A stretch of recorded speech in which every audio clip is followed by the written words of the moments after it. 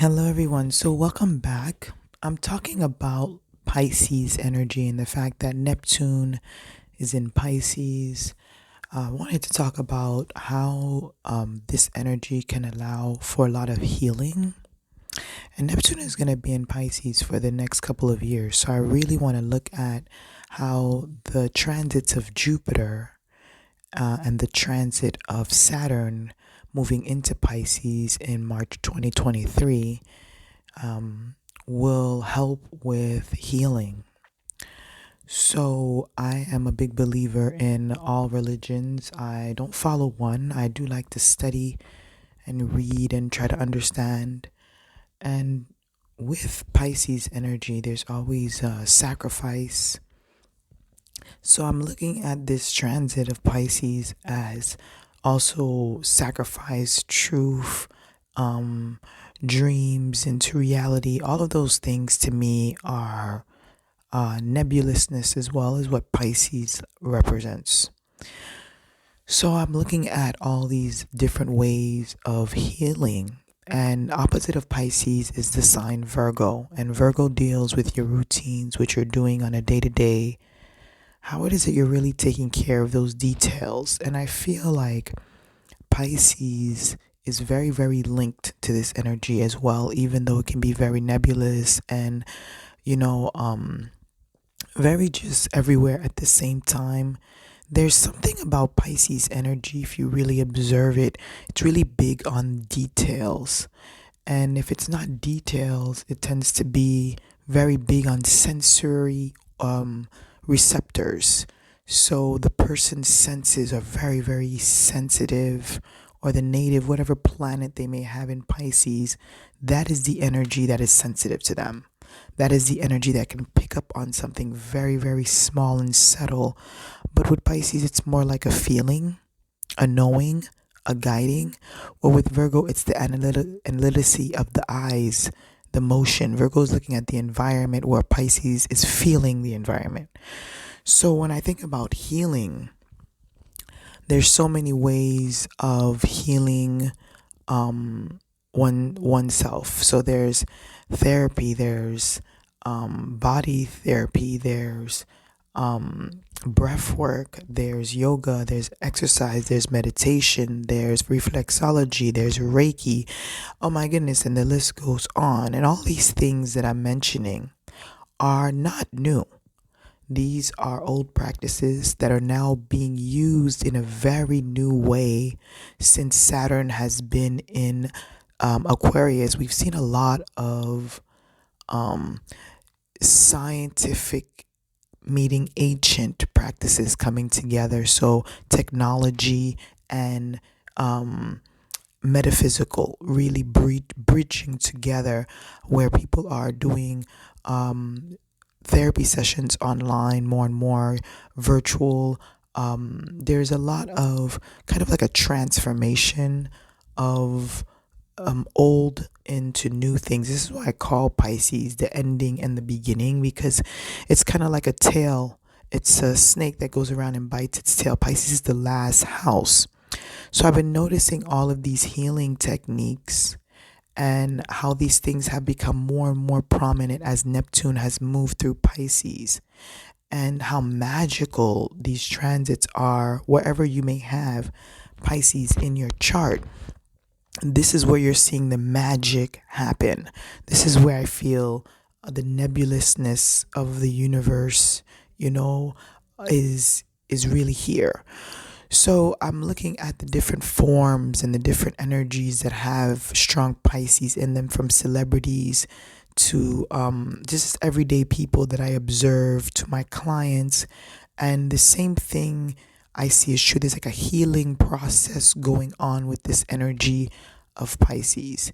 And any way that the person is using healing, this is going to be like a transformation, because once Neptune moves out of Pisces and gets into Aries, we're going to be really dealing with a lot of different energies at that point after the healing has happened, right? The psychological healing, the spiritual healing, the universal healing, all those type of things. So even technological healing, because Pisces is linked to everything, and now the internet has become more of a Uranian, Neptunian thing, bringing and bridging everybody together, right? So we're all connected because of that. So as I watch the transit, I really think about magic.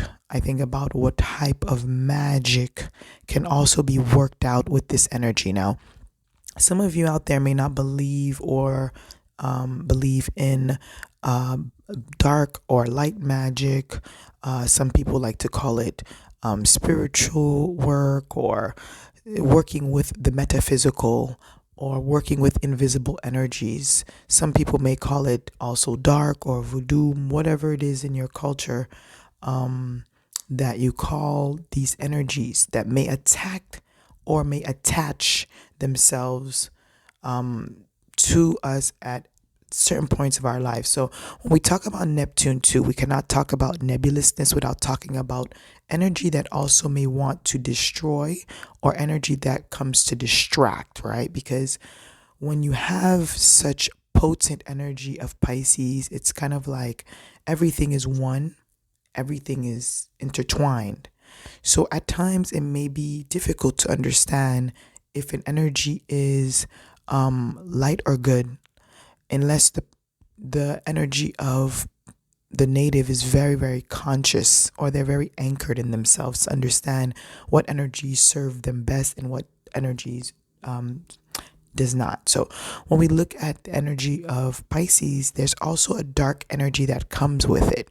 And the dark energy is what can bring us into like an escapism.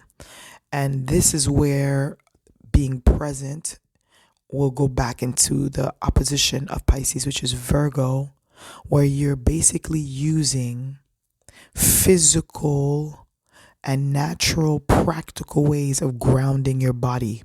Okay, so when we talk about breath work, for you to do breath work, this is something that has to become a habit. Your body then needs to then have a habit of it. This is where we talk about, okay, releasing energy, the dark energy, releasing the dark attachments. And this is going to be a strong part of Neptune moving towards the end degrees of Pisces, where you will see there will be a lot of energy that will be released, that may not be the best energy for you, and using these healing practices like I talked about, therapy, um, you know, Reiki, breath work, yoga, meditation, all these things are going to be things that will help to release the dark energy. Okay, the dark attachments, the dark escapisms that we all tend to put ourselves in. I myself have been using therapy, meditation, and also exercise as a way to release energy from my body and from my mind, spirit, because there's a lot of, when you are an astrologer and you're dealing with a lot of people, let's say you just have a job where you're just talking to a lot of people, you're also absorbing, you're listening, you're understanding, and that kind of energy needs to be released from the body as well, so that your body can have a nice way to function. Therapists and everybody else that does healing work has a way of also releasing energy and unwinding, so that they can be able to be at their best when doing this kind of work. So there's a dark energy as well as light energy, with the energy of Neptune moving through Pisces. And I feel like if you have really paid attention, you will notice there are things that are coming to light that have been really, really in the dark.